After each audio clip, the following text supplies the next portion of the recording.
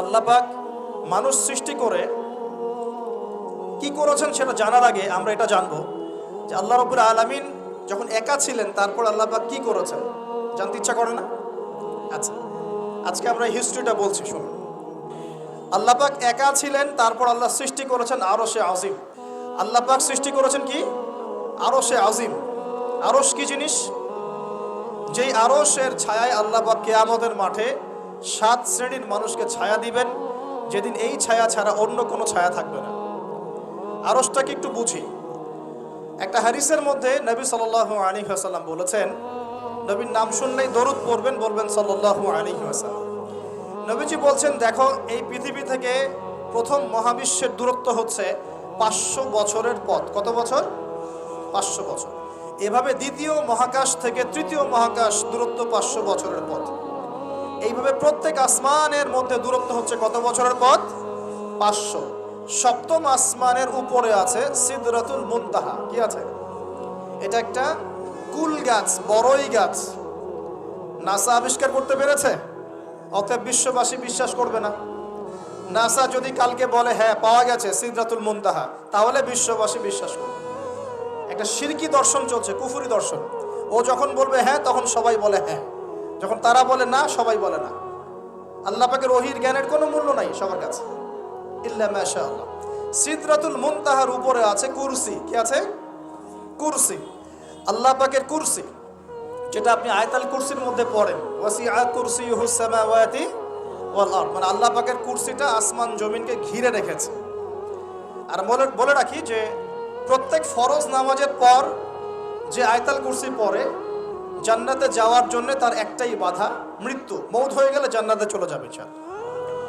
একটা হাদিস আসছে, রাত্রেবেলা ঘুমানোর সময় কেউ যদি আয়াতুল কুরসি পড়ে, সারা রাত আল্লাহর পক্ষ থেকে একজন ফেরেশতা তাকে পাহারা দিবে ইনশাআল্লাহ। এই ফেরেশতা তো দেখা যায় না, দেখা যায়? তো কয়দিন পর যদি বলে যে যা দেখা যায় না তা বিশ্বাস করা যাবে না, আসলে কিন্তু এপিস্টেমোলজি তাদের এটাই, যা দেখে না তা বিশ্বাস করে না। পশ্চিমারা কি ফেরেশতায় বিশ্বাস করে? কেন করে না? এটা তো একটা প্রশ্ন, উত্তরটা আমি বলছি আপনাদেরকে। কারণ তাদের জ্ঞান তত্ত্ব হচ্ছে যা চোখে দেখি না, যা পরীক্ষা নিরীক্ষা পর্যবেক্ষণে আসে না, তার কোনো অস্তিত্ব নাই। এটা ওদের ফিলোসফি অফ এডুকেশন, শিক্ষা দর্শন।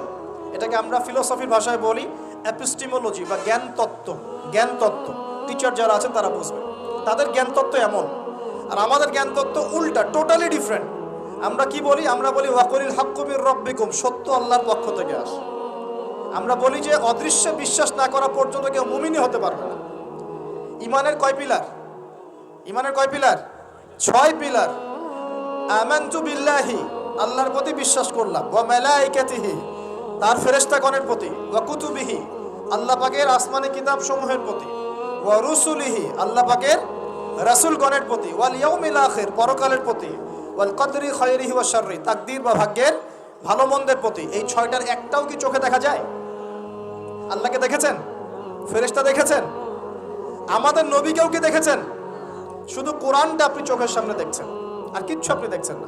পরকাল দেখেছেন? তাকদীর, ভাগ্য দেখেছেন? কিচ্ছু দেখি নাই। এই 6টা পিলারে বিশ্বাস না করতে পারলে কেউ মুমিন হতে পারবে না। পারবে? আলিফ লাম মিম যালিকাল কিতাবু লা রাইবা ফি হুদাল লিল মুত্তাকিন। কারা মুত্তাকি? আল্লাযীনা ইউমিনুনা বিল গায়বি। এই যে 6টা গায়েবে যারা বিশ্বাস করে, এরা হলো মুমিন, মুত্তাকি। তাহলে আমাদের জ্ঞানের ভিত্তিটা কি? আমরা অদৃশ্যে বিশ্বাস করি। আর ওদের জ্ঞানের ভিত্তি হচ্ছে ওরা চাক্ষুষ যা দেখে তাতে বিশ্বাস করে। এই জায়গাতেই তো পার্থক্য জ্ঞানতাত্ত্বিক। এই কারণেই ওরা ফেরেশতায় বিশ্বাস করে না, আল্লাহ বিশ্বাস করে না, নবী রাসূলগণে বিশ্বাস করে না। তারা বলছে আল্লাহর সন্তান আছে, নাউযুবিল্লাহ। হ্যাঁ, তারা আসমানি কিতাবে বিশ্বাস করছে না, তার ধর্মের কনসেপ্টে বিশ্বাস করছে না। তারা পরকাল, পুনরুত্থান, হাসর, কিয়ামত, মিজান, পুলসিরাত কিছুই বিশ্বাস করে না। বিশ্বাসগত পার্থক্য এখানে। এখন মুমিন মুসলিম হিসাবে আমরা বিশ্বাস করি আল্লাহ পাকের ফেরেশতা আছে না নাই? আছে। এখন এই ফেরেশতারা 8 জন ফেরেশতা, বড় বড় 8 জন ফেরেশতা, তারা আল্লাহ পাকের আরশটাকে ধরে রেখেছে। কয়জন ফেরেশতা? 8 জন। এই 8 জন ফেরেশতা আল্লাহর আরশকে টেনে নিয়ে আসবে কিয়ামতের মাঠে। বলেন সুবহানাল্লাহ।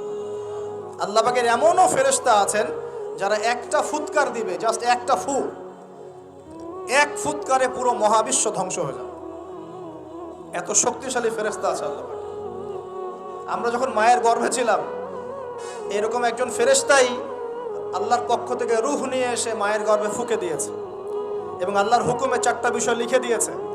আমরা প্রত্যেকে যখন মায়ের গর্ভে ছিলাম, বয়স ছিল 4 মাস 10 দিন।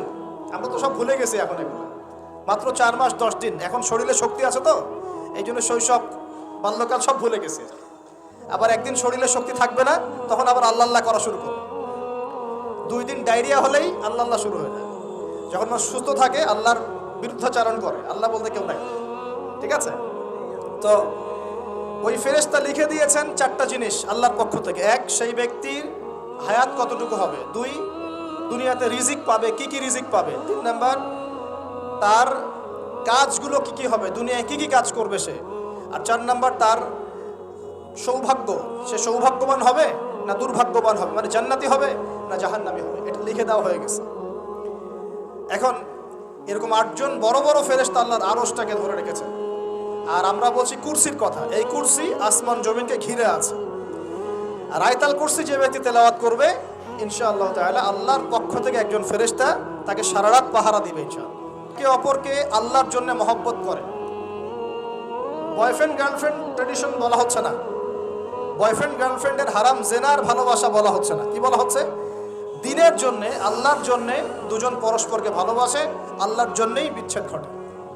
5 নাম্বার, সেই ব্যক্তি যাকে, যুবক ভাই শোনেন ভালো করে, সেই ব্যক্তি যাকে কোনো সুন্দরী নারী জেনার জন্য ডাকে। সুন্দরী উচ্চ বংশের কোনো মেয়ে নিজেই জেনা করার জন্য ডাকে, কিন্তু যুবক বলে আমি আল্লাহকে ভয় করি, ইন্নী আখাফুল্লাহ, আমি আল্লাহকে ভয় করি। এরকম যুবক আছে এখনো বাকি সমাজে? এখন তো ইচ্ছা করেই মানুষ জেনা করে। এখন তো জেনা এত সহজ, মানুষ 1000, 1500, 2000 টাকা দিয়ে জেনা করতে পারে। এই সমাজে জেনা সহজ, বিয়ে হয়েছে কঠিন। এই সমাজে জেনাটা সহজ হয়ে গেছে, বিয়েটা কঠিন হয়ে গেছে। এই জন্য বিয়ের ঝামেলা অনেকে যেতে চায় না। জেনা করেই তো আমি যা উদ্ধার করার করছি। বিয়ে করলে খাওয়াতে হবে, নিজের পায়ে দাঁড়াতে হবে, এই লাগবে সেই লাগবে, সুবহানাল্লাহ। কিন্তু প্রিয় ভাই মনে রাখবেন, যদি আপনি জেনা থেকে বেঁচে থাকতে পারেন, আল্লাহ পাক আপনাকে সাক্ষাৎ মৃত্যুর হাত থেকেও বাঁচাতে পারেন। এটা আমি এমনি এমনি বলি নাই, আমি দলিল দিচ্ছি। জেনা এমন একটা পাপ, যেই পাপ থেকে যদি কোনো যুবক নিজেকে বাঁচাতে পারে, আল্লাহ পাক তাকে সাক্ষাৎ মৌতের হাত থেকেও বাঁচাতে পারবে ইনশাআল্লাহ। কিভাবে? 3 বন্ধু যাচ্ছে রাস্তা দিয়ে, হঠাৎ করে ঝড়, বন্ধু 3 জন ঢুকে গেল গুহার মধ্যে। কিসের মধ্যে? গুহায়, যে পাহাড়ি এলাকায় আপনারা থাকেন যারা, গুহার মধ্যে। হঠাৎ করে পাহাড়ের পাথর দিয়ে গুহার মুখটা বন্ধ হয়ে গেল। এখন খোলার কোনো অপশন নাই। সবাই বলছে এখন 3 জন, এখন তো আমরা বের হতে পারবো না। সবাই সবার নেক আমলের ওসিলা দিয়ে আল্লাহর কাছে দোয়া করো। কিসের ওসিলা দিয়ে? নেক আমলের ওসিলা দিয়ে দোয়া করতে হয়। যে হাদিস, মৃত মানুষকে ওসিলা করে তার জন্য নজর মানত জবাই করে দোয়া করতে হয় না। নিজের নেক আমলের ওসিলা দিয়ে আল্লাহর কাছে দোয়া করতে হয়। আল্লাহ পাক এখন দোয়া শুনলেন। একজন বলছে আমি আমার পিতা মাতাকে খুব খেদমত করতাম, তাদেরকে দুধ পান না করে দুধ পান করাতাম না, নিজেও করতাম না, ছেলেদেরকে করাতাম না। আল্লাহ এই কাজটা তোমার ভালো লাগলে আজকে গুহার মুখ থেকে পাথর সরিয়ে দাও। পাথর একটু সরে গেল। পাথর আল্লাহর কথা শোনে কিনা? শোনে না? সবাই আল্লাহর কথা শোনে। আগুন আল্লাহর কথা শোনে কিনা? ইব্রাহিমের জন্য আগুন ঠান্ডা হয়ে যায় নাই? আচ্ছা, তারপরে আরেকজন দোয়া করছে, আল্লাহ আমার এক কর্মচারী ছিল, তার বেতন বাকি ছিল, সে বেতন না নিয়ে চলে গেছে, আমি সেই বেতনটা দিয়ে কিছু গবাদি পশু কিনেছি। আস্তে আস্তে গবাদি পশু বেড়েছে, অনেক দিন পর সে এসেছে টাকা চাওয়ার জন্য। তা আমি বলেছি সবই তোমার, সব নিয়ে চলে যাও। সে বলেছে আপনি কি ফাইজলামি করতেছেন আমার সাথে? আমার টাকা আমাকে দেন। বলছে না, তোমার টাকা দিয়ে আমি এটা কিনেছিলাম, আজকে বংশবৃদ্ধি হয়েছে, সব তোমার, নিয়ে যাও। সে নিয়ে গেল। সে বলছে আল্লাহ এই কাজ যদি তোমার সন্তুষ্টির জন্য করে থাকি, আজকে আমাকে বাঁচাও। পাথর একটু সরে গেল। এবার তৃতীয় ব্যক্তি, এই ছেলে বলছে, যুবক ছেলে, আল্লাহ আমার একজন চাচাতো বোন ছিল। কে ছিল? এই যে বয়ফ্রেন্ড গার্লফ্রেন্ড, খালাতো বোন, চাচাতো বোন, এখন তো বিচ্ছিরি অবস্থা। এখন এমন একটা অবস্থা, পশ্চিমা সভ্যতার রিপোর্টগুলো পড়ে দেখি, ভাইও বোনের সাথে জেনা করে না। ওদের ওখানে নিজের আপন পিতার দ্বারাও মেয়ে সেক্সুয়াল হ্যারাসমেন্টের শিকার হয়। ওরা আমাদেরকে শেখায় এখন ভালো কোনটা মন্দ, আর আমরাও আমাদের মাথাটা কবে যে বিক্রি করে দিলাম, ওদের কাছ থেকে ভালো মন্দ শিখতে হচ্ছে। কোরআন সুন্নাহ বাদ দিয়ে ওদের কাছ থেকে ভালো মন্দ শিখতে হচ্ছে। তো চাচাতো বোনকে সে খুব ভালোবাসতো, তাকে সে পেতে চাইতো, মানে তার সাথে সেক্সুয়াল সম্পর্ক করতে চাইতো। আমাকে 1000 বা 100 স্বর্ণ মুদ্রা দিতে পারো, দিনার, তাহলে আমি তোমার সাথে সেক্স করব, মানে জেনা করবো, নাউজুবিল্লাহ। তো সেই ছেলে অনেক কষ্ট করে এই টাকাগুলো বা এই দিনারগুলো অর্জন করে, কামাই করে, দিনরাত পরিশ্রম করে, ঠিক আপনারা যেমন করছেন আর। তো এরপর সে তার স্বর্ণ মুদ্রা দেয়, দিয়ে বলে যে এখন আমাকে আমার কাজ করতে দাও। তখন সেই মেয়ে রাজি হয়। ঠিক যে মুহূর্তে তারা সেক্সুয়াল সম্পর্কটা করবে, ঠিক ওই মুহূর্তেই এই মেয়ে বলে ওঠে, হে আল্লাহর বান্দা, আল্লাহকে ভয় করো। আমি সারা জীবন আমার সতীত্বকে ধরে রেখেছি, কাউকে দেইনি, আমি কারোর সাথে এরকম অন্যায় করি নাই, আমি খারাপ মেয়ে নই, তুমি আমার ইজ্জতটা নষ্ট করো না। কে বলছে কথা? মেয়ে। ওই অবস্থা থেকে কি একটা ছেলের উঠে আসা সম্ভব? এটা কি এতটাই সহজ? এটা কিন্তু সহজ না। সত্যি কথা বলতে এই বিষয়টা কিন্তু এতটাও সহজ না।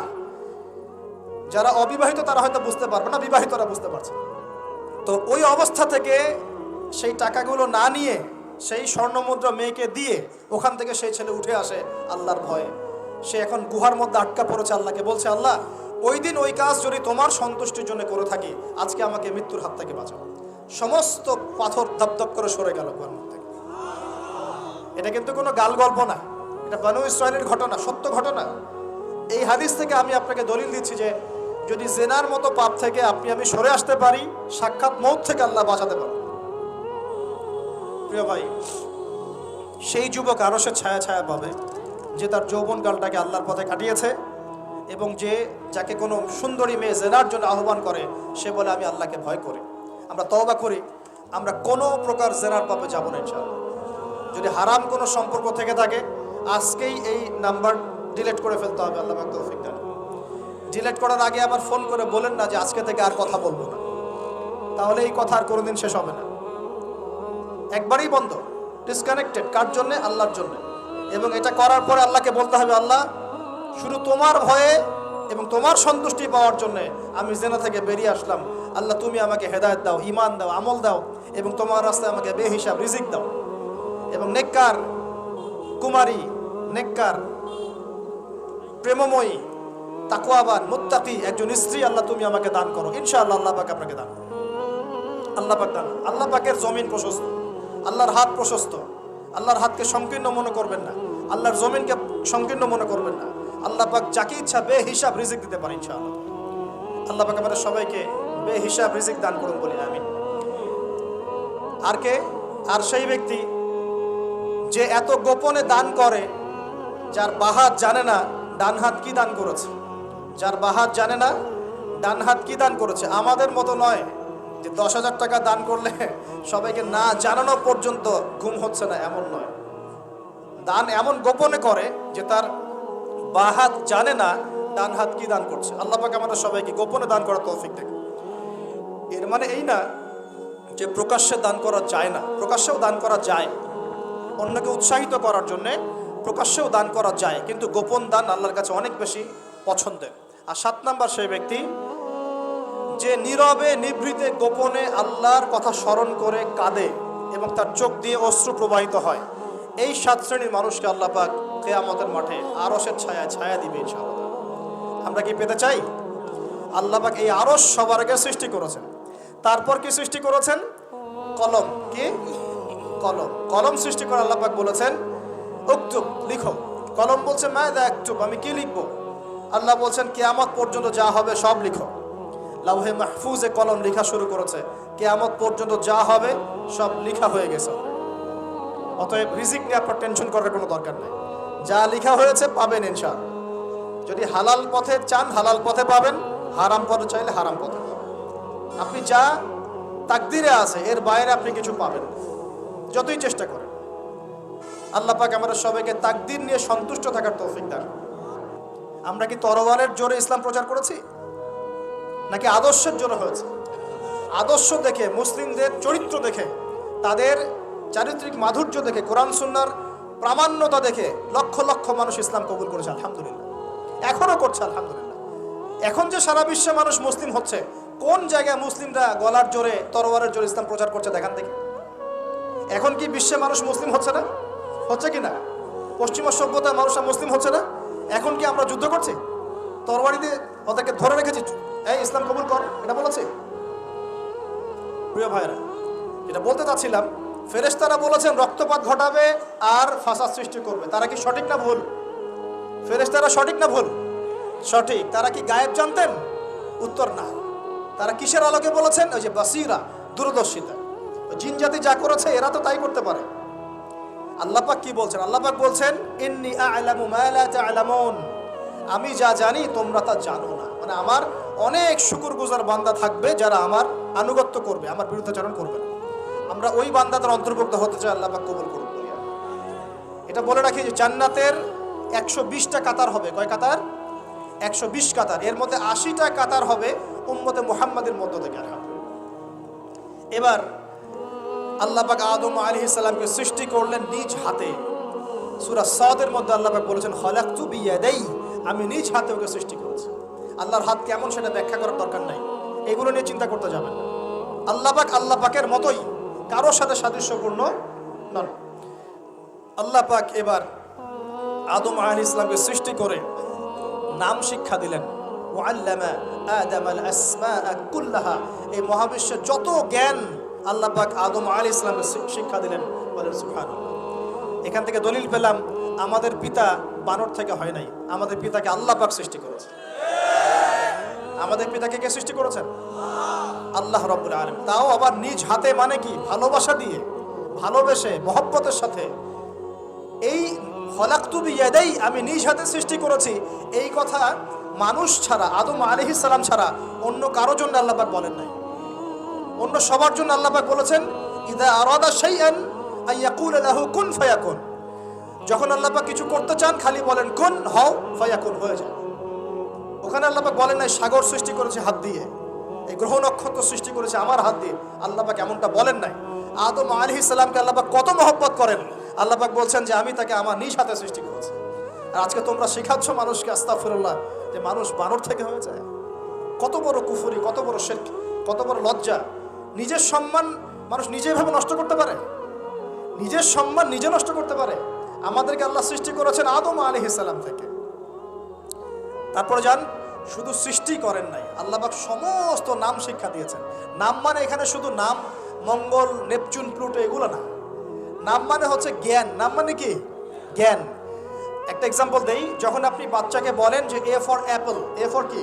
অ্যাপল যে শিখাচ্ছেন, অ্যাপল বলতে কিন্তু সে শুধুমাত্র একটা ওয়ার্ড শিখে না, ও কিন্তু শিখে অ্যাপল মানে একটা এমন কিছু যেটা খেতে হয়। কি করতে হয়? খেতে হয়। যখন আপনি শেখান এ ফর অ্যান্ট, ও বুঝতে পারে অ্যান্ট হচ্ছে একটা সৃষ্টি, এটা চলাচল করে, কালো কালো দেখতে, ও কিন্তু মাথার মধ্যে ওটা ছবি এঁকে নেয়। তো এটা নাম মানে শুধু নাম না, জ্ঞান। আল্লাহ পাক আদম আলাইহিস সালামকে সমস্ত জ্ঞান শিক্ষা দিলেন। আল্লামাল ইনসান মা লাম ইয়ালাম, আল্লাহ বলছেন আমি মানুষকে সেই জ্ঞান শিক্ষা দিয়েছি যা মানুষ জানতো না। মানে আমরা সৃষ্টিগতভাবে জ্ঞানী ছিলাম না, আল্লাহ পাক জ্ঞান শিক্ষা দিয়েছেন। কোন জ্ঞান শিক্ষা দিয়েছেন? যে জ্ঞান ফেরেশতাদেরও ছিল না। বলেন সুবহানাল্লাহ। আল্লাহ পাক জ্ঞান শিক্ষা দিয়ে ফেরেশতাদের সামনে নিয়ে গিয়ে বলছেন তোমরা এই নামগুলো বলো দেখি। ফেরেশতারা বলছেন লা ইলমা লানা ইল্লা মা আল্লামতানা, আল্লাহ আমাদের তো সেই জ্ঞান নাই, যা আপনি শিখিয়েছেন অতটুকুই জানি, এর বেশি জানি না। এবার আল্লাহ পাক বলছেন ইয়া আদম আম্বিহুম বিআসমাইহিম, আদম তুমি সব নাম বলে দাও দেখি। আদম আলাইহিস সালাম সমস্ত নাম ধর করে সব বলে দিলেন। আমাদের পিতা জ্ঞানী ছিলেন না? ছিলেন না? আল্লাহ পাক নিজে তাকে জ্ঞান শিক্ষা দিয়েছেন। আর আমরা বলছি মানুষ আস্তাগফিরুল্লাহ অন্য প্রাণী থেকে আসছে। সুবহানাল্লাহ, কত অদূরদর্শী মানুষেরা, কত সুদূর প্রসারী একটা কুফরি মতবাদ। এবার আল্লাহ পাক আদম আলাইহিস সালামকে বলছেন তুমি নাম বলে দাও, তিনি সব নাম বলে দিলেন। এবার গিয়ে আল্লাহ পাক ফেরেশতাদেরকে বলছেন এবার তোমরা একটা কাজ করো, ইয কুলনা লিল মালাইকাতি ইসজুদু লি আদম, তখন আল্লাহ পাক বলছেন যে আমি ফেরেশতাদেরকে বললাম তোমরা সবাই এখন আদমকে সিজদা করো। বলেন সুবহানাল্লাহ। কত সম্মান আমাদের পিতার। মহাবিশ্বে ফেরেশতাদের সামনে আল্লাহ পাক তাকে সিজদা করালেন ফেরেশতাদেরকে দিয়ে। ফাসাজাদু, সবাই সিজদা করলো, ইল্লা ইবলিস। কে সিজদা করলো না? ইবলিস। এখানে একটা বিষয় মনে রাখেন, আমাদের পিতাকে কিসের কারণে সম্মানিত করা হয়েছে? শারীরিক গঠন, চেহারার সৌন্দর্য, টাকা পয়সা, রিজিক, কোনটার কারণে? এইটাই মনে রাখবেন। মুসলিম উম্মাহ যদি আজকে সারা বিশ্বের নেতৃত্ব দিতে চায়, সবাইকে জ্ঞানী হতে হবে, জ্ঞানের বিপ্লব ঘটাতে হবে। বলেন সুবহানাল্লাহ, বলেন আমিন। এই জ্ঞানের বিপ্লব ঘটাতে পারলে ইনশাআল্লাহ মুসলিম উম্মাহ আবার সেই জায়গায় যাবে যেখান থেকে আমরা এসেছি। জ্ঞান ছাড়া আমরা কিচ্ছু করতে পারবো না। আর এই জ্ঞান মানে শুধু একমুখী শিক্ষা নয়, জেনারেল শিক্ষা, ইসলামিক শিক্ষা, এই দুটাকে হারমোনিয়াসলি কম্বাইন্ড করতে হবে, করে এমন জ্ঞান অর্জন করতে হবে যে জ্ঞান দিয়ে বিশ্বকে আমরা চ্যালেঞ্জ করতে পারি। এটাই এই বিশ্বের সবচেয়ে বড় চ্যালেঞ্জ এখন, মুসলিমদের সবচেয়ে বড় চ্যালেঞ্জ এখন এটাই, ইসলামিক শিক্ষা এবং জেনারেল শিক্ষাকে একত্রিত করে এমন প্রজন্ম তৈরি করা যে প্রজন্ম আগামী দিনে উম্মাকে নেতৃত্ব দেবে ইনশাআল্লাহ। এই একটা কাজ যদি কেউ করে যেতে পারে, আল্লাহ পাক তৌফিক দেখ, আমরা দোয়া করি আল্লাহ পাক এমন নেতা আমাদের উপরে নিয়ে আসুক যারা এরকম প্রজেক্ট লঞ্চ করতে পারে। বলেন আমিন। দোয়া করতে কোনো সমস্যা? অথবা যদি কেউ হাল না ধরে, আল্লাহ পাক যেন এমন কিছু মানুষ তৈরি করে দেন যারা এই জ্ঞানতাত্ত্বিক বিপ্লব নিয়ে কাজ করবে ইনশাআল্লাহ। এটা সবচেয়ে ইম্পর্টেন্ট কাজ এখন, না হলে আজকে থেকে 20-30 বছর পরে এই প্রজন্মকে আপনি আর খুঁজে পাবেন না। দেখবেন এমন প্রজন্ম চলে আসছে যারা বলবে আল্লাহর সাথে আমাদের কোনো সম্পর্ক নাই, নামাজ পড়বে না, রোজা রাখবে না, যাকাত দিবে না, আল্লাহকে চিনবে না। দেখে নিয়েন, আমরা দোয়া করি এমনটা না হোক, কিন্তু যদি আমরা হাল ছেড়ে দিই এখন এমনটাই হবে সব। এটা খিদিরের দৃষ্টিভঙ্গি দিয়ে আপনাদেরকে বললাম, জ্ঞানতাত্ত্বিক রেভলিউশন দরকার। যদি কেউ কোনো উদ্যোগ না গ্রহণ করে, অ্যাটলিস্ট বাসায় পারিবারিকভাবে হলেও আপনাকে শেখাতে হবে সন্তানকে, কোনো অপশন নাই। এবার ফাসাজাদু, সবাই সেজদা করেছে ইল্লা ইবলিস, ইবলিস করে নাই। কেন করছে না ইবলিসের সমস্যাটা কি? ইবলিসকে আল্লাহ পাক জিজ্ঞাসা করছেন, মা মানাআকা আল্লা তাসজুদা ইয আমারতুক, আমি তোমাকে আদেশ করলাম আদমকে সেজদা করতে, কে তোমাকে নিষেধ করলো সেজদা করতে? ইবলিস বলছে, বেশি চালাক, বেশি বোঝে যারা, অতিরিক্ত বুদ্ধিজীবী। ইবলিস ছিল বেশি বুদ্ধিজীবী। ইবলিস ছিল কি? অতিরিক্ত মাত্রার বুদ্ধিজীবী। আছেন আমাদের সমাজে এরকম কিছু মানুষ, ও বলছে খালাকতানি মিন নার, আমাকে সৃষ্টি করেছেন আগুন দিয়ে, আগুন তো সুপিরিয়র মাটির চাইতে। ওয়া খালাকতাহু মিন তিন, আর আপনি এই আদমকে সৃষ্টি করেছেন মাটি থেকে, কাদা মাটি দিয়ে, আমি কেন আদমকে সেজদা করতে যাব? যুক্তি, অতি যুক্তিবাদী, অতি বুদ্ধি। আল্লাহ পাক বলছেন ফাখরুজ মিনহা ফাইন্নাকা রাজিম, এখান থেকে বের হয়ে যাও, তুমি অভিশপ্ত। ফাইন্না আলাইকা লা'নাতা ইলা ইয়াউমিদ্দিন, আমার আদেশ লঙ্ঘন করার কারণে কিয়ামত পর্যন্ত তোমার উপর লানত, অভিশাপ বর্ষিত। আল্লাহ পাক তাড়িয়ে দিলেন, একদম থ্রোন অ্যাওয়ে। আমরা বলি না আউযু বিল্লাহি মিনাশ শাইতানির রাজিম, রাজিম শব্দের মানে হচ্ছে বিতাড়িত, থ্রোন অ্যাওয়ে, কার্সড, যাকে অভিশাপ করা হয়েছে। এবার ভালো করে শোনেন প্রিয় ভাই, ইবলিসের এই স্টেটমেন্টগুলো শোনেন। এবার ইবলিস বলছে রব্বি আনজিরনি ইলা ইয়াউমি ইউবআসুন, এই স্টেটমেন্টটা ভালো করে শোনেন। ইবলিস বলছে রব্বি, হে আমার রব। ইবলিস বলছে রব্বি, হে আমার রব। ইবলিস বলছে রব্বি, হে আমার রব, আমাকে অবকাশ দিন, আনজিরনি, আমাকে অবকাশ দিন, ইলা ইয়াউমি ইউবআসুন, কিয়ামত দিবস পর্যন্ত। ইবলিস আল্লাহকে বিশ্বাস করে কি করে না? ইবলিস আস্তিক না নাস্তিক? বলেন। ইবলিস বলছে রব্বি, রব্বি মানে কি? হে আমার রব। রব্বি মানে রব না, রব্বি মানে আমার রব।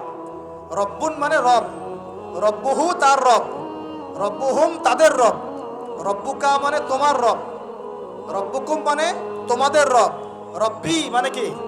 আমার রব, রব্বুনা আমাদের রব। এটা গ্রামার, বুঝতে পারছেন? ইবলিস বলছে রব্বি মানে কি? হে আমার রব, আনজিরনি, আমাকে অবকাশ দিন, ইলা ইয়াউমি ইউবআসুন, কিয়ামত দিবস পর্যন্ত। ইবলিস আস্তিক না নাস্তিক? তাহলে এখন বলেন তো, আমরা যারা দুনিয়াতে আল্লাহকে অস্বীকার করছি তারা ইবলিসের চেয়ে বড় না ছোট?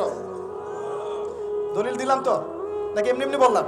আচ্ছা, আল্লাহ পাক বলছেন যাও, ফাইন্নাকা মিনাল মুনজারিন, তোমাকে অবকাশ দেয়া হলো, কারণ কিয়ামত পর্যন্ত সময় আল্লাহর কাছে খুব বেশি কিছু না, এক দিনেরও কম, অল্প সময়, একটা সকাল একটা সন্ধ্যার মতো। ঠিক আছে, দিলাম, যাও। এবার ইবলিস চ্যালেঞ্জ করছে। এই চ্যালেঞ্জটা আমাদের সবাইকে মনে রাখতে হবে, সারা জীবন ইবলিসের এই স্টেটমেন্টটা মনে রাখতে হবে। সেটা কি? ইবলিস বলছে ফাবিমা আগওয়াইতানি, সূরা আরাফ পড়ে দেখবেন। ইবলিস বলছে ফাবিমা আগওয়াইতানি, আপনি যে আদমের কারণে আমাকে আজকে বের করে দিলেন জান্নাত থেকে, লাআকুদান্না লাহুম সিরাতাকাল মুস্তাকিম, আমি সেই আদমের সরল পথে ওত পেতে বসে থাকবো, চুপটি খাপটি মেরে বসে থাকবো, খাপটি মেরে ওর জন্য বসে থাকবো। আর সুম্মা লাতিয়ান্না মিন বাইনি আইদিহিম, আমি অবশ্যই তার সামন থেকে আসবো। সুম্মা লায়াতিয়ান্নাহুম মিন বাইনি আইদিহিম, আমি আদম সন্তানদের সামন থেকে আসবো, সামন থেকে মানে সরাসরি ওয়াসওয়াসা দিব। ওয়া মিন খালফিহিম, পেছন থেকে আসবো মানে পিছন থেকে ওয়াসওয়াসা দিব। ওয়া আন আইমানিহিম, ডান দিক থেকে ওয়াসওয়াসা দিব। ওয়া আন শামাইলিহিম, বাম দিক থেকে আসবো। ওয়া লা তাজিদু আকসারাহুম শাকিরিন, আপনি বেশিরভাগ আদম সন্তানকে শুকরগুজার পাবেন না। ইবলিস ঠিক বলেছে না ভুল বলেছে? বেশিরভাগ মানুষ নামাজ পড়ে না, বেশিরভাগ মানুষ সুদ খায় কি খায় না, বেশিরভাগ মেয়ে এখন বেপরদায় চলে কি চলে না, বেশিরভাগ মানুষ এখন অন্যায় করে কি করে না, বেশিরভাগ মানুষই আল্লাহ থেকে দূরে চলে। ইবলিস কিন্তু ঠিকই বলেছে, ঠিক বলে নাই? আচ্ছা, আল্লাহ পাক বলছেন ঠিক আছে যাও, তোমার চ্যালেঞ্জ তোমার জায়গায়, তবে আমার বান্দারা যদি সারা জীবনও অন্যায় করার পরে একবার, যদি খালি একটা বার মন থেকে তাওবাতুন নাসুহা মানে প্রকৃত তওবা করে, খালেস তওবা করে, আল্লাহর কাছে ফিরে আসে, বলে আস্তাগফিরুল্লাহ, আল্লাহ আমাকে মাফ করে দাও, রব্বিগফির ওয়ারহাম, আল্লাহ মাফ করো, ক্ষমা করো, আস্তাগফিরুল্লাহাল্লাযী লা ইলাহা ইল্লা হুয়াল হাইয়ুল কাইয়্যুম ওয়া আতুবু ইলাইহি, বা আমার কাছে একটা বার যদি মাফ চায়, ক্ষমা চায়, তার সারা জীবনের গুনাহ আমি মাফ করে দেব। আর কি চাই? ওই যে বললাম না, আমাদেরকে ভালোবেসে আল্লাহ সৃষ্টি করেছে। এবার ইবলিস চলে গেল, আর আদম আলাইহিস সালামের পাজর থেকে আল্লাহ পাক সৃষ্টি করলেন হাওয়া আলাইহিস সালাম। বলে সুবহানাল্লাহ। কারণ সঙ্গিনী ছাড়া আমরা চলতে পারবো না। পারবো? যারা চিরকুমার সঙ্গে নাম লেখাচ্ছ, এগুলো থেকে বের হয়ে আসো। এখন চিরকুমার থাকার টেন্ডেন্সি মানুষের, চিরকুমার থাকতে হবে কেন? সঙ্গীর দরকার আছে কি নাই? আছে। একা একা লাগে, মানুষ একা একা চলতে পারে না। ইব্রাহিম আলাইহিস সালাম একা চলে আসছেন, তার সাথে সারা আলাইহিস সালাম ছিলেন। আমাদের নবীজি যখন একা, তার সাথে খাদিজা রাদিয়াল্লাহু আনহা ছিলেন। ঠিক আছে? ঠিক একইভাবে আদম আলাইহিস সালাম একা একা জান্নাতে, আল্লাহ পাক তার পাজর থেকে সৃষ্টি করলেন কাকে? হাওয়া আলাইহিস সালাম। বলে রাখি, হাওয়া আলাইহিস সালাম ছিলেন পৃথিবীর সবচেয়ে সুন্দরী নারীদের একজন। দুজন নারীকে সবচেয়ে সুন্দরী বলা হয়। কয়জন? একজন হাওয়া আলাইহিস সালাম, আর একজন ইব্রাহিম আলাইহিস সালামের স্ত্রী সারা আলাইহিস সালাম। মনে থাকবে? এখানে মনে রাখবেন, নিজে যদি পবিত্র থাকেন, নিজের চরিত্রকে পবিত্র রাখেন, ইনশাআল্লাহ আপনি সব দিক থেকে ভালো একজন মেয়ে পাবেন। নিজের চরিত্র ঠিক থাকবে না, জিনা করবেন, 10 ঘাটের পানি খেয়ে আসবেন, দেখবেন যাকে বিয়ে করেছেন ও 15 ঘাটের পানি খেয়ে আসছে। সতর্ক থাকবেন। আল্লাহ পাক হেফাজত করুন, বলি আমিন। এবার তারা দুজন জান্নাতে থাকতে লাগলেন। আল্লাহ পাক বলছেন, একটু মনোযোগ দেন, আল্লাহ বলছেন যে তোমরা দুজন জান্নাতে থাকো। ফাকুলা মিনহা রাগাদান হাইসু শি'তুমা, জান্নাতে যা ইচ্ছা তোমরা খাও, কোনো সমস্যা নেই, থাকো, খাও। ওয়ালা তাকরাবা হাদিহি শাজারা, কিন্তু একটা আদেশ করছি তোমাদেরকে, এই যে গাছটা দেখছো, এই গাছের কাছেও যাবে না। শব্দগুলো বোঝার চেষ্টা করো। আল্লাহ পাক বলছেন না যে গাছের ফল খাবে না, আল্লাহ পাক বলছেন গাছের কাছেও যাবে না। ঠিক যেমন আল্লাহ বলছেন ওয়ালা তাকরাবু আমওয়ালাল ইয়াতীম, এতিমের মালের কাছেও যাবে না। আল্লাহ বলছেন না এতিমের মাল খেও না। আল্লাহ বলছেন ওয়ালা তাকরাবু জিনা, জেনার কাছেও যেও না। আল্লাহ কিন্তু বলছেন না জেনা করো না। ঠিক একই ভাষায় আল্লাহ পাক বলছেন ওয়ালা তাকরাবা হাদিহি শাজারা, তোমরা দুজন এই গাছের কাছেও যাবে না। That's all. আর কোনো সমস্যা নাই, জান্নাতে থাকো। এবার তারা জান্নাতে থাকতে লাগলেন। থাকতে থাকতে এক পর্যায়ে ইবলিস ওয়াসওয়াসা দেওয়া শুরু করলো। কি ওয়াসওয়াসা দিল যে আমাদের পিতা মাতা সেখানে চলে গেলেন? ভাবার বিষয় তো নাকি? কি এমন বললো ইবলিস যে তা আমাদের পিতা মাতা রিসিভড হয়ে গেলেন? এই কথাটা আছে সূরা তাহায়। কোন সূরা? তাহা পড়ে দেখবেন। আল্লাহ পাক বলছেন, ইবলিস আমাদের পিতাকে বোঝাচ্ছে, বলছে ইয়া আদম, হে আদম, হাল আদুল্লুকা, আমি কি তোমাকে জানিয়ে দিব, খবর দিব, আলা শাজারাতিল খুলদি ওয়া মুলকিন লা ইয়াবলা, এমন একটা গাছের কথাকে জানিয়ে দিব যেই গাছের কাছে গেলে বা তার ফল খেলে তুমি দুটো জিনিস পাবে, চিরস্থায়িত্ব পাবে, কোনোদিন মরবে না, আর বিশাল ক্ষমতার মালিক হবে। অন্য আয়াতে আসছে যে তোমরা ফেরেশতা হয়ে যাবে। এই দুটো কথা। তাহলে কি প্রলোভন দিল? চিরস্থায়িত্বের প্রলোভন এবং কি অমরত্বের প্রলোভন, অমরত্ব এবং ক্ষমতা। একটু মনোযোগ দেন, এই দুনিয়াতে যারা আল্লাহর পথ থেকে বিচ্যুত হয়ে গেছে, বেশিরভাগ এই দুটার ফাঁদে পড়েছে।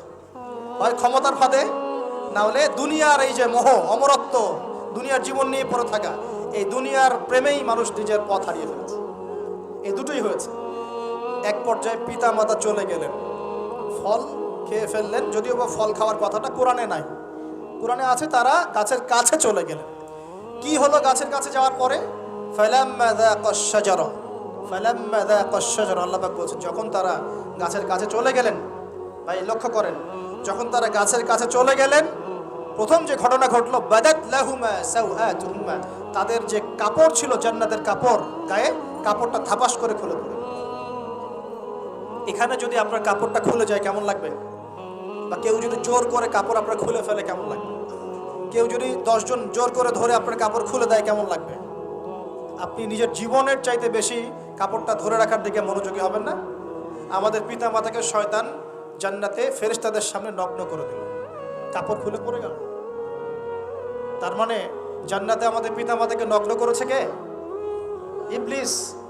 তাহলে দুনিয়াতে যারা এখন আমাদের গা থেকে কাপড় খুলতে চায়, বেপর্দায় চলতে চায়, পর্দাকে কুপ্রথা বলে, কুসংস্কার বলে, যারা বলে যে অশ্লীলতার বিপ্লব ঘটুক, পোশাকের কোনো বাধা ধরা নিয়ম না থাকুক, সবাই স্বাধীন, যারা নগ্নতা অশ্লীলতার প্রচার প্রসার চায়, যারা মুসলিমদের গা থেকে কাপড় খুলতে চায়, এরা তাহলে কার হয়ে কাজ করছে? যেই কাজ শয়তান করেছে জান্নাতে, ওই কাজই তারা করছে এখন জমিনে। কথা কি প্রমাণ করতে পারলাম? প্রথম দুর্ঘটনা কোনটা? প্রথম দুর্ঘটনা এটা নয় যে তারা আল্লাহর হুকুম আহকাম ত্যাগ করেছেন, আল্লাহকে অস্বীকার করেছেন, কুফরি করেছেন, শিরিক করেছেন, এগুলো হয়নি। প্রথমে সর্বপ্রথম দুর্ঘটনা হয়েছে গা থেকে কাপড় খুলে পড়ে গেছে, তাও জান্নাতে সবার সামনে। এবার আমাদের পিতামাতার কি অবস্থা চিন্তা করেন, লজ্জাস্থান প্রকাশিত হয়ে গেছে। এবার তারা জান্নাতের গাছের পাতা ছিঁড়ে ছিঁড়ে ছিঁড়ে গা এই লজ্জাস্থান ঢাকা শুরু করলেন। এটা সূরা আরাফের মধ্যে আছে। এবার আল্লাহ পাক তাদেরকে বললেন, আলাম আকুল লাকুমা, আমি কি তোমাদের দুজনকে বলি নাই, ইন্নাশ শাইতানা লাকুমা আদুউম মুবিন, শয়তান তোমাদের স্পষ্ট শত্রু, আমি কি তোমাদেরকে বলি নাই? এবার আমাদের পিতামাতা দরদর করে চোখের পানি ফেলে দিয়ে আল্লাহকে বলছেন, রব্বানা যালামনা আনফুসানা ওয়া ইল্লাম তাগফির লানা ওয়া তারহামনা লানাকুনান্না মিনাল খাসিরিন। এই দোয়া করার পর আল্লাহ পাক তাদেরকে মাফ করে দিলেন, বলে সুবহানাল্লাহ। কিন্তু জান্নাতে আর থাকা হলো না, জান্নাতে আর থাকা হলো না। আমরা অনেকে মনে করি এই ঘটনার কারণে হয়তো আল্লাহ পাক তাদেরকে নামিয়ে দিয়েছেন, এই কথাও ঠিক না। কেন ঠিক না? কারণ আল্লাহ পাক দুনিয়া সৃষ্টি করেছেন আগে, আর আল্লাহ আগেই মানুষ সৃষ্টি করার আগেই আল্লাহ পাক বলেছেন দুনিয়াতে আমার খলিফা পাঠাবো। তার মানে দুনিয়াতে যে আদম আলাইহিস সালামকে পাঠানো হবে এটা আগে থেকেই লেখা ছিল। এবার নামিয়ে দিচ্ছেন আল্লাহ পাক, কুল নাহবিতু মিনহা জামিআ, তোমরা সবাই এখন নেমে যাও। কে কে নেমে যাও? আদম, হাওয়া, ইবলিস সব নেমে যাও। কোথায় নেমে যাও? দুনিয়াতে নেমে যাও। এই হাদিসটা কি জানেন? হাদিসটা শুনে রাখেন, এটা আখিরুজ জামান বা কিয়ামতের আলামত সংক্রান্ত হাদিসগুলোর মধ্যে পাবেন। আল্লাহর রাসূল সাল্লাল্লাহু আলাইহি ওয়াসাল্লাম বলেছেন, কিয়ামতের আগে আগে আমার উম্মতের মধ্যে, ভালো করে শোনেন, কিয়ামতের আগে আগে আমার উম্মতের মধ্যে একদল মানুষ বের হবে যারা মদ পানকে হালাল মনে করবে। কাকে? মদ পান করাকে হালাল মনে করবে। যারা বাদ্যযন্ত্র, গায়িকা, নায়িকা এগুলো নিয়ে নর্তকী নাচাবে রাতের বেলা, এগুলোকে হালাল মনে করবে। যারা অশ্লীলতা, বেহায়াপনাকে জায়েজ করে নিবে। ঠিক আছে, এরকম কয়েকটা পাপের কথা বলে নবীজি বলছেন একদিন সকালবেলা আল্লাহ পাক তাদেরকে ঘৃণিত বানরে পরিণত করবে। এটা হবে সামনে, কখন কিভাবে হবে আল্লাহ ভালো জানে। এবার আমি কনসেপ্টে চলে আসি। এই যে পৃথিবীতে নেমে আসলাম, তাহলে আমরা কোত্থেকে আসছি ভাই? আমরা কি পৃথিবীর অধিবাসী ছিলাম? আমরা জান্নাতে ছিলাম, ওখান থেকে আল্লাহ পাক পাঠিয়েছে। এবার পৃথিবীতে এসে আদম আলাইহিস সালামের যুগে খুব একটা দুর্ঘটনা ঘটে নাই, একটা ঘটেছে। কয়টা? একটা। ভাই হাবিলের কুরবানি কবুল হয়, কাবিলের অন্তর্দাহ হয়, জ্বালা হয়। কেন হাবিলেরটা কবুল হবে, কাবিলের কেন হচ্ছে না? এই হিংসার বশবর্তী হয়ে কাবিল হাবিলকে হত্যা করে ফেলে। হত্যা করে লাশটা দাফন করার পদ্ধতিও তার জানা ছিল না। আল্লাহ কাককে পাঠালেন, কাককে দেখে সে শিখল। প্রথম দুর্ঘটনা হচ্ছে হাবিল কাবিলের দুর্ঘটনা। বলে রাখি, আজকেও নিজের ভাইয়ের বেশে বহু কাবিল মুসলিম সমাজের মধ্যে ঘুরে বেড়ায়। নিজের ভাইয়ের লেবাসে, পোশাকে, সুরতেই বহু কাবিল এখনো কিন্তু মুসলিম সমাজে ঘুরে বেড়ায়। তো আমরা কাবিলদেরকে কাবিলের পরিণতি সম্পর্কে সচেতন করতে চাই। হাবিল বলেছিল, তুমি যদি আমাকে মারতে আসো, আমি তোমাকে মারার জন্য হাত বাড়াবো না। হাবিল জান্নাতে যাবে আর কাবিল জাহান্নামে যাবে। কেন কাবিল জাহান্নামে যাবে? নবীজি বলেছেন, পৃথিবীর প্রথম হত্যাকাণ্ড সংগঠিত করেছে কাবিল। এ কারণে পৃথিবীতে যত খুন হবে, সমস্ত খুনের পাপের একটা অংশ কাবিলের আমল নামায় যোগ করা হবে। বলে নাউজুবিল্লাহ।